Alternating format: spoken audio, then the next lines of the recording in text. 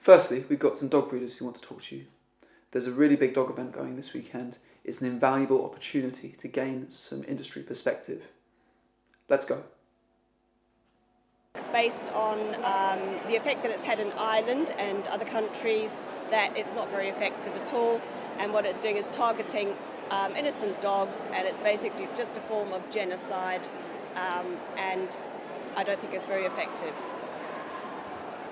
I think it isn't going to be terribly effective legislation, in part because of the enforcement side of it. There's a risk that it would penalise responsible owners. They've not thought about it. They haven't put in any information from external parties like dog owners, ones that have say-so in amongst their breed, ones that have knowledge. And I mean, I'm still learning the breed. I've been in the breed 12 years, but you always learn something new. But they've just got this blinkered system on what a dangerous dog is. Now, all dogs here today all can be dangerous. It comes down to the education of the owner as well as the dog. You know, if you own a dog, it's your responsibility as a dog owner to train them and to bring them up and socialise them. And if you do that correctly, you shouldn't be worried about a Dangerous Dogs Act. I think there should be laws and licensing brought into place, but also managed and enforced so that anyone that owns possibly a controversial breed is educated and licensed to own it. I think at the end of the day, like I say, my dogs, when I'm out, I know that it's my responsibility to ensure that they are well behaved around the general public, which is every dog should be.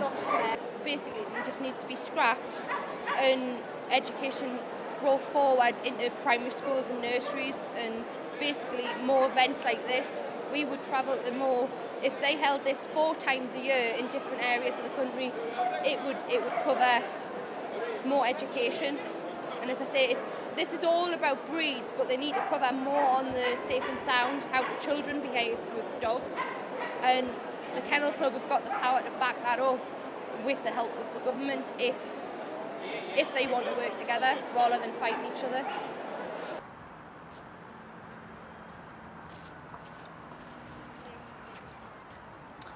Right, Prime Minister, we've spoken to some of the experts. I've organised for you to meet some of the public out here in the open. Let's go and hear what they have to say.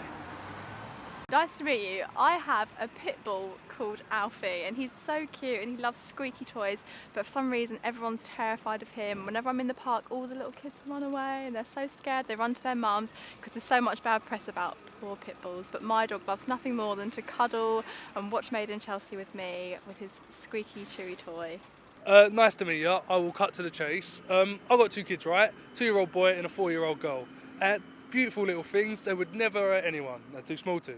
And they're really naive. And unfortunately, where I live, pretty much every house has a big dog. All of them. And I ain't afraid of dogs. I used to have some when I was younger. I used to love them.